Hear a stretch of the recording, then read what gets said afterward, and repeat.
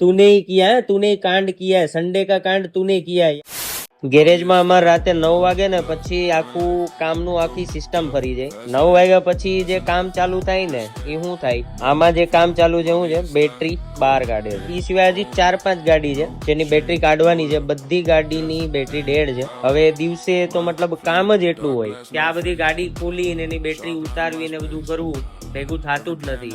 એટલે અમે સાંજે એક ફિક્સ જ કરી નાખ્યો છે એક ટાઈમ કે ભાઈ રાતે 9 વાગ્યા પછી બીજું બધું કામ મૂકી દેવાનું અને સ્પેસિફિક બેટરીમાં જેટલી ગાડી હોય એ બધીની બેટરી ઉતારી લેવાની. હું લોચો છે, સિરીઝનો લોચો છે, બેલેન્સિંગનું છે, એક્સેટ્રા એક્સેટ્રા. આ બધું કામ 9 વાગ્યા પછી ચાલુ કરીએ છીએ. પેલા જે 1 વાગે 2 વાગ્યા સુધી ગેરેજમાં અમે કામ કરતા, હવે ફિક્સ ટાઈમ કરી નાખ્યો છે કે ભાઈ લેટ ટુ લેટ 11 વાગે એટલે શટર ડાઉન. થોડીક મતલબ જિંદગી જીવવી જરૂરી છે ને ભાઈ, નકરી ઓલાવું રિપેર કર્યા કરશું. સ્માइल आ गई फेस पे. ओ भाई तूने ही किया है, तूने ही कांड किया है, संडे का कांड तूने किया है. याद है ना भाई? रविवारे अर्धी रजा रखा वाળું કોણ છે? આ ભાઈ છે ને. ઓ દિખા દે, अपना થોબડા દિખાય છે. દિખા જા ભાઈ.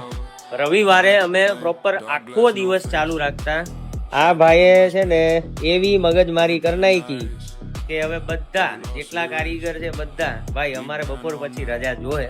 કાંઈ વાંધો નહીં, જોકે રજાનું તો હું વિચારતો ભાઈ હવે 8-8 દિવસ કામ કરવું તો એકાદ દિવસ તો મેં કીધું થોડુંક રેસ્ટ મળે તો બેસ્ટ છે ને.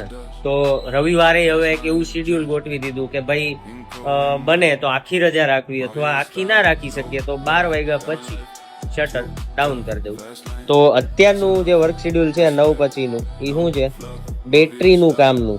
બાકી તમે હજી ધ ગેરેજ બોયઝને ફોલો નથી કર્યું તો ફોલો બટન દબાવો ફટાફટ.